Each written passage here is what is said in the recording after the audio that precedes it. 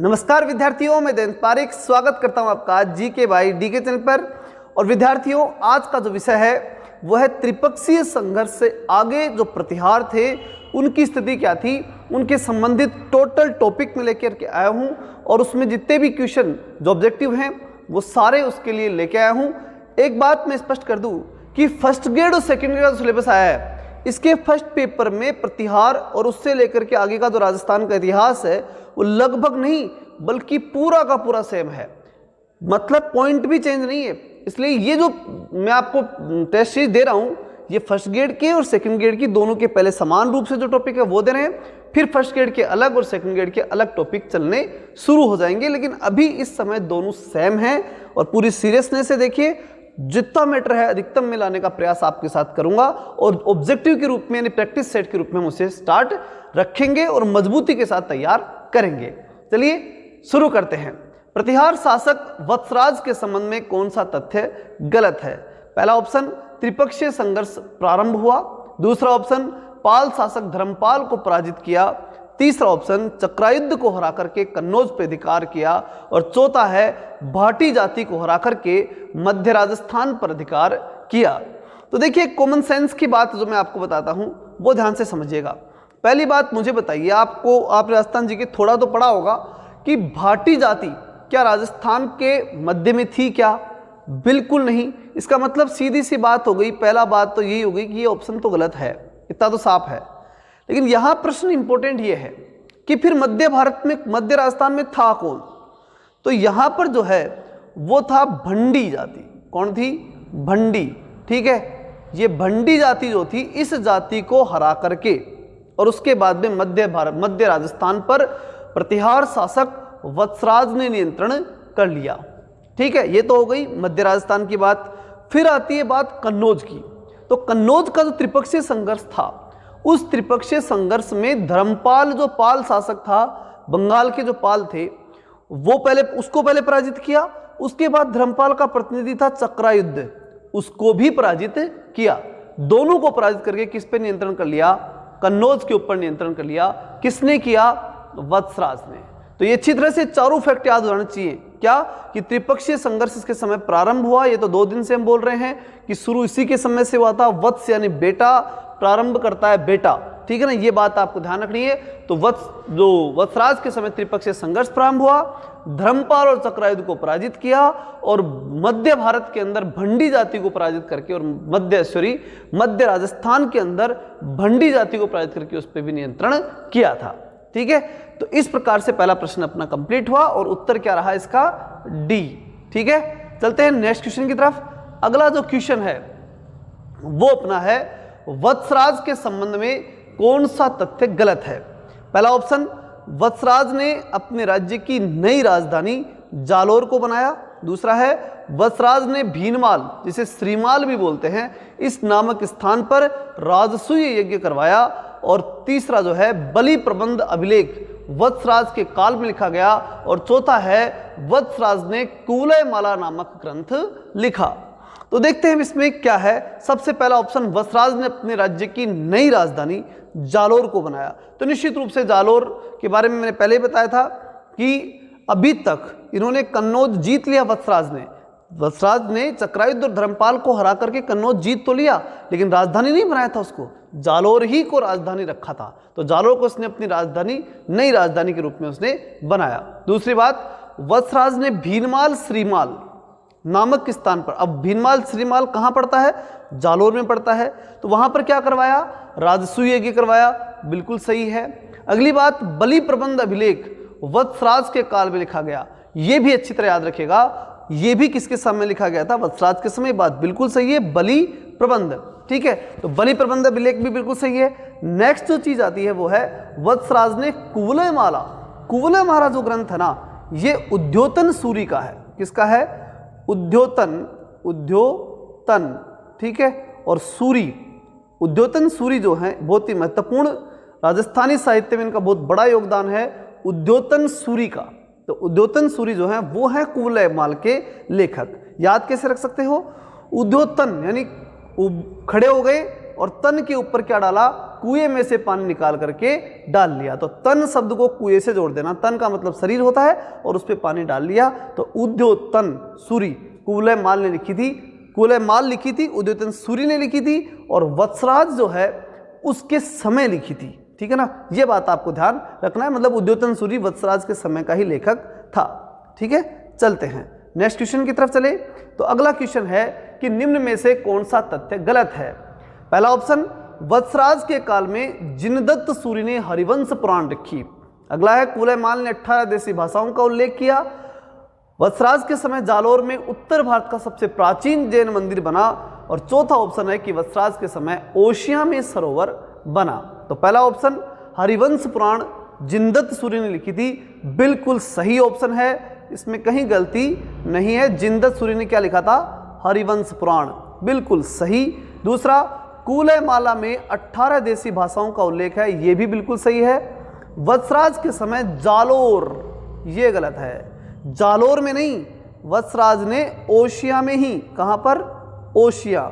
ठीक है, ओशिया जो है, ओशिया के अंदर ही, जालोर के स्थान पर आपको याद रखना है, ओशिया जालोर। ठीक है, तो ओशिया में उसने दो चीजें बनवाई थी, एक उसने सरोवर का निर्माण करवाया और दूसरा उसने उत्तर भारत का सबसे प्रमुख मंदिर, यानी ये कह सकते हैं कि उत्तर भारत का जो मंदिर था ना, उत्तर भारत, ठीक है, उत्तर भारत का सबसे प्रसिद्ध प्राचीन जैन मंदिर का निर्माण करवाया था। किसने करवाया, वत्सराज ने। तो यहाँ पर हम देखें तो इन जो ऑप्शन हैं उनके आधार पर हम देखें तो जिनदत्त सूरी का सही है, 18 देशी पुराण जो भाषाएं, ये बात बिल्कुल सही है। जालोर को ध्यान रखना, जालोर के स्थान पे क्या रखना है, ओशिया। ओशिया के अंदर भारत का सबसे प्राचीन जैन मंदिर बनाया गया। उत्तर भारत का सबसे प्राचीन जैन मंदिर किसने बनवाया, वत्सराज ने। बिल्कुल क्लियर होगा, कोई दिक्कत नहीं। और इस आधार पर हम देखें तो सही गलत कौन सा हुआ, सी हो गया, और उत्तर भी कौन सा हो गया, सी हो गया। चलिए नेक्स्ट क्वेश्चन की चर्चा करते हैं। अगला क्वेश्चन है, नागभट्ट द्वितीय के संबंध में कौन सा तथ्य गलत है। कन्नौज को अपनी राजधानी बनाया, परम भट्टारक महाराजाधिराज की उपाधि धारण की, इनके दरबार को नागावलोक कहते थे, या बकुला अभिलेख के अंदर कर्ण कहा गया। ठीक है, तो यहां एक बात ध्यान रखनी है कि कन्नौज को राजधानी बनाया। अब यहां समझ लो, जालोर को राजधानी किसने बनाया, जालोर को राजधानी बनाया वत्सराज ने। ठीक है, अभी पढ़ाया था आपको। फिर बात आती है कन्नौज को राजधानी किसने बनाया, तो नागभट्ट द्वितीय। किसने बनाया, नागभट्ट द्वितीय। अच्छे से याद रखना, कन्नौज को जीता था किसने, पहले किसने जीता था, अभी वत्सराज ने जीता था, धर्मपाल और चक्रयुद्ध को हरा करके ही जीत लिया था, लेकिन राजधानी नहीं बनाई थी। राजधानी किसने बनाई, नागभट्ट द्वितीय ने। हालांकि संघर्ष बीच में चलते रहे, ऐसा नहीं है कि कन्नौज के ऊपर अधिकार ही हो गया था। कन्नौज के ऊपर अधिकार होने के लिए 100 साल का संघर्ष चला था, लेकिन बार बार इनका नियंत्रण होता रहा। फिर दूसरा आया, पाल और राष्ट्रकूट में से कोई सा फिर आता रहता, और आपस में संघर्ष तीनों के चलता ही रहता। कौन से तीन, प्रतिहार, पाल और राष्ट्रकूट, तीनों में संघर्ष चलता रहता था, कभी किसी का नियंत्रण, कभी किसी का नियंत्रण। लेकिन जब वत्सराज का नियंत्रण हुआ था, उस समय उसने राजधानी नहीं बनाई, लेकिन नागभट्ट द्वितीय का जैसे ही कन्नौज पर नियंत्रण था या हुआ, उस समय उसने राजधानी बना दी। तो पहला ऑप्शन बिल्कुल सही हुआ। दूसरा, परम भट्टारक महाराजाधिराज की उपाधि धारण की, तो बिल्कुल सही है। ये इतनी लंबी उपाधि मिल जाए ना तो समझ लेना नागभट्ट द्वितीय ही है, नाग और वो भी बड़ा सार का, परम भट्टारक महाराजाधिराज। ठीक है, इतनी बड़ी उपाधि प्रतिहारों में किसी के पास नहीं थी। फिर इनके दरबार को नागावलोक कहते थे। देखिए नागभट्ट हैं, नागभट्ट प्रथम के दरबार को भी, नागभट्ट द्वितीय के दरबार को भी। क्योंकि नागभट्ट थे तो स्वाभाविक था कि लोग उनको क्या कहते, नाग दरबार। ठीक है, तो इसलिए नागावलोक जो है ये दोनों का ही था, नागभट्ट प्रथम के दरबार को भी और नागभट्ट द्वितीय के दरबार को भी नागावलोक कहते थे। तो ये भी पॉइंट, ये भी सही, ये भी सही। अब आखिरी रह गया, बकुला अभिलेख ने इसे कर्ण कहा, तो उसके स्थान पर, ये तो पक्का है गलत तो है। अब क्या गलत है ये समझिए। बकुला स्तंभ लेख के अलावा इसके अंदर जो जहां पर इसे कर्ण कहा गया वो था ग्वालियर अभिलेख। कौन सा, ग्वालियर, ये सही कर लेना। ग्वालियर जो लेख है उसके अंदर इसे क्या कहा गया, कर्ण कहा गया। ठीक है ना, तो ग्वालियर लेख में किसे, नागभट्ट द्वितीय को क्या कहा गया, कर्ण कहा गया। ठीक है, क्लियर हो गया होगा, कोई दिक्कत नहीं है। ठीक है, तो ऐसी स्थिति के अंदर गलत कौन सा हुआ, डी, और सही कौन सा हो गया, आपका उत्तर भी कौन सा सही हो गया। ऐसी स्थिति में डी ही जो ऑप्शन है वो बिल्कुल सही रहेगा। चलिए चलते हैं नेक्स्ट क्वेश्चन की तरफ। अगला जो क्वेश्चन है वो है नागभट्ट द्वितीय के संबंध में कौन सा तथ्य गलत है। गोविंद तृतीय ने नागभट्ट द्वितीय को पराजित कर कन्नौज पर अधिकार कर लिया। दूसरा ऑप्शन, नागभट्ट द्वितीय ने चक्रायुद्ध को हरा करके पुनः कन्नौज के ऊपर अधिकार कर लिया। तीसरा है 833 ईस्वी में नागभट्ट द्वितीय ने जल समाधि ली। और चौथा है कि नागभट्ट की हत्या उसके पुत्र रामभद्र ने कर दी। तो देखिए यहां समझने की बात है कि गोविंद तृतीय जो था वो कौन था जिसने कि इसको पराजित किया। तो गोविंद तृतीय, कृष्ण द्वितीय, ये सब कहां से थे? महाराष्ट्र के राष्ट्रकूट थे। ठीक है, तो राष्ट्रकूटों में से था ये। तो गोविंद तृतीय ने नागभट्ट द्वितीय को पराजित किया पहले और फिर कन्नौज के ऊपर अधिकार कर लिया, मतलब नागभट्ट को हरा दिया। जो राजधानी नागभट्ट ने बनाई थी उसके कंट्रोल से निकल गई, किसके हाथ में चली गई? गोविंद तृतीय के। बिल्कुल सही है। उसके बाद इसने क्या किया? इसने उसी के परिवार के चक्रायुद्ध, यानी वही राष्ट्रकूटों के अंदर कौन था? चक्रायुद्ध, चक्रायुद्ध को हराया और नागभट्ट ने फिर से किस पे कब्जा कर लिया? कन्नौज पे कब्जा कर लिया। ठीक है, और इस प्रकार से 833 ईस्वी तक लगभग सब कुछ कंप्लीट हो चुका था। 100 वर्ष का जो है वो जो त्रिपक्षीय संघर्ष था वो समाप्त हो चुका था और नागभट्ट द्वितीय के समय त्रिपक्षीय संघर्ष समाप्त होकर के, ठीक है, और नागभट्ट द्वितीय ने क्या ले ली थी? जल समाधि ले ली थी। ठीक है, 833 में। तो ये सारे फैक्ट सही हो गए। कौन कौन से सही हो गए? ये बिल्कुल सही है, ये सही, ये सही। अब लास्ट वाला कौन सा रह गया? नागभट्ट की हत्या रामभद्र ने की। जब जल समाधि ले ली तो हत्या का सवाल ही पैदा नहीं होता। ठीक है, तो निश्चित रूप से पॉइंट ये क्या हो गया? गलत हो गया। और ये गलत हो गया इसलिए क्योंकि गलत ही पूछा गया हमारे से, तो ये उत्तर क्या हो गया? बिल्कुल सही हो गया। नेक्स्ट क्वेश्चन की तरफ चलते हैं। अगला क्वेश्चन है मिहिर भोज के संबंध में कौन सा तथ्य गलत है? पहला ऑप्शन है रामभद्र की हत्या कर प्रतिहारों ने में पितृहंता बना। किसकी बात हो रही है अब? मिहिर भोज की। अब शुरुआत हम कर रहे हैं किसकी? नागभट्ट द्वितीय के बाद अगला शासक जो महत्वपूर्ण था वो कौन है? मिहिर भोज। मिहिर भोज के बारे में अगर हम गलत तथ्य की चर्चा करें तो वहां क्या है? रामभद्र की हत्या करके प्रतिहारों के पितृहंता बन गए। ठीक है, किसके? प्रतिहारों के। कौन बन रहा है? मिहिर भोज। ठीक है, रामभद्र की हत्या करके। ठीक है, मतलब इसका पिता कौन था मिहिर भोज का? रामभद्र। और क्या बन गया? ये पितृहंता।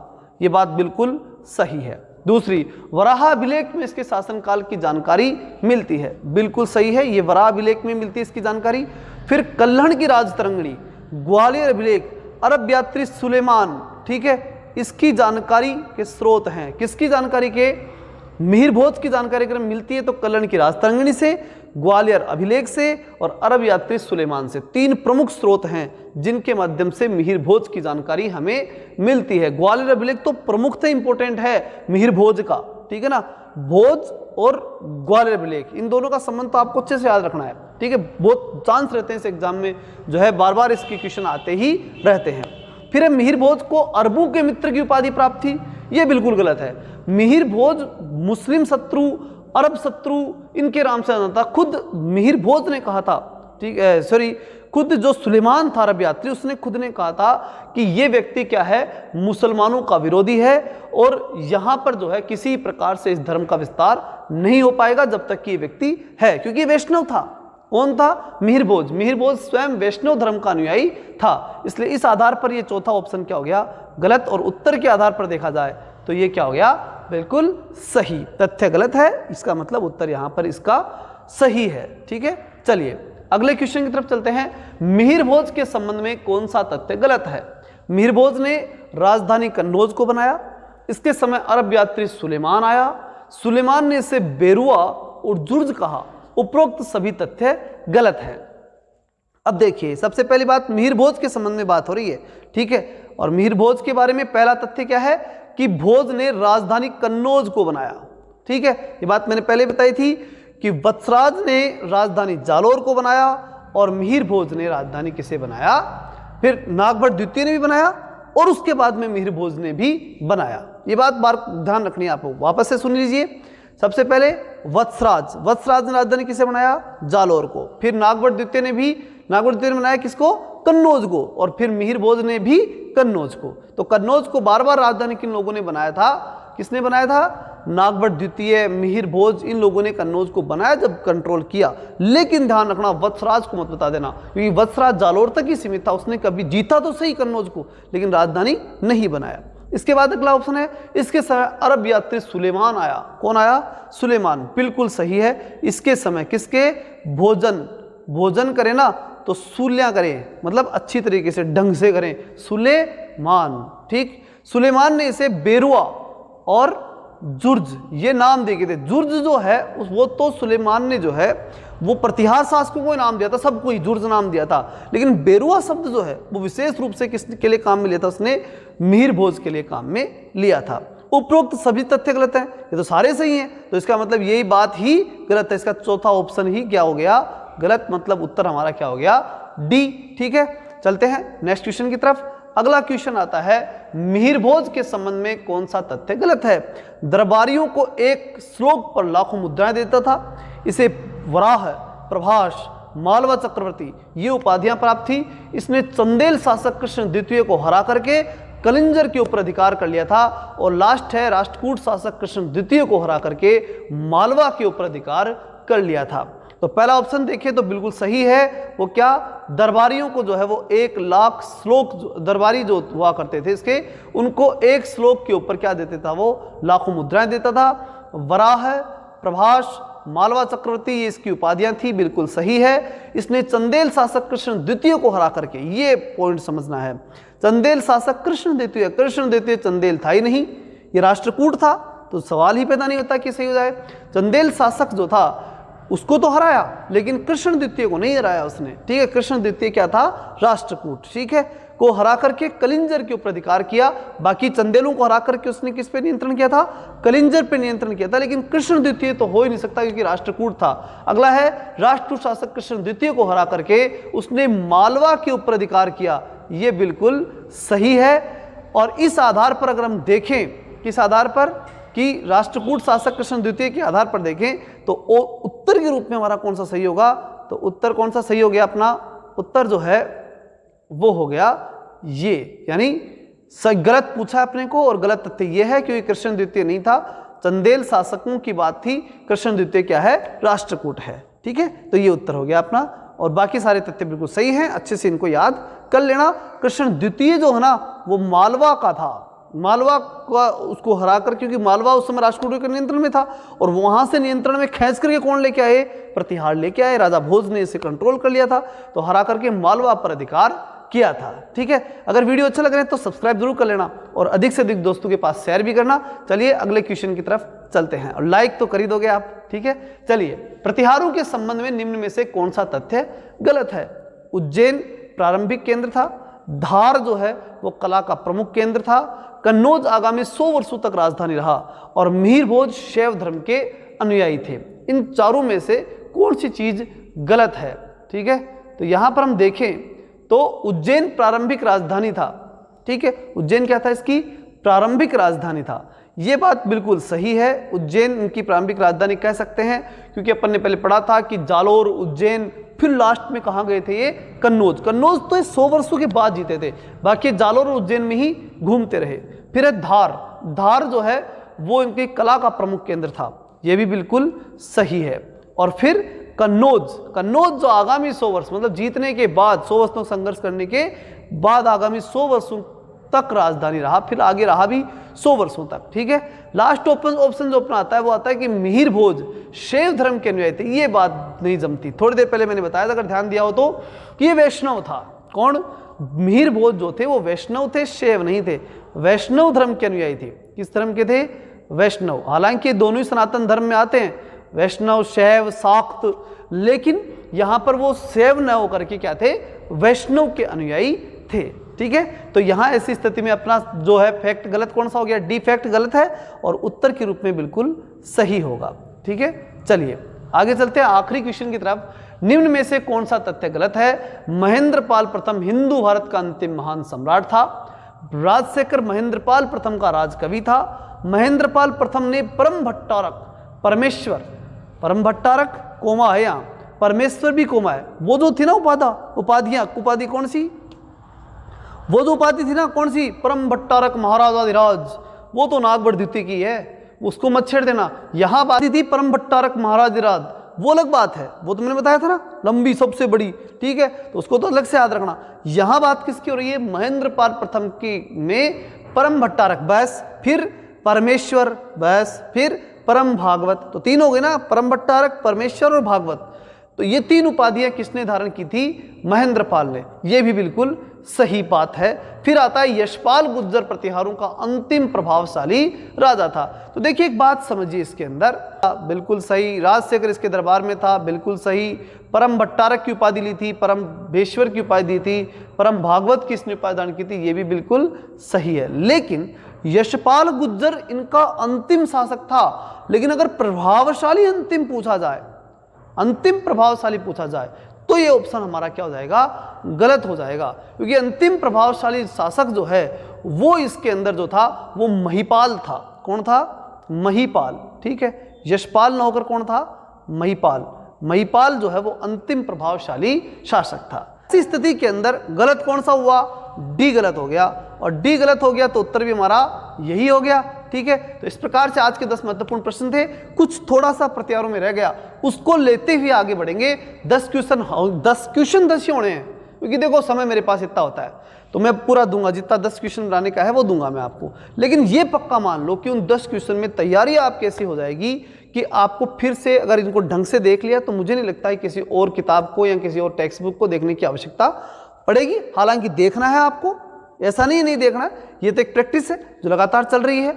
लेकिन आपको जो है वो आगे की तरफ चलने के लिए ये एक बढ़िया कॉन्फिडेंस मिलेगा, आपको पूरी तैयारी आपकी इससे हो पाएगी, ऐसा मेरा विश्वास है। अगर आपको लगा कि ऐसा हो जाएगा, ठीक है, तो कमेंट करके मुझे जरूर बताइएगा। अगर कुछ सुधार की आवश्यकता आपको लगती है तो मुझे जरूर बताइएगा। तब तक के लिए जय हिंद, जय भारत।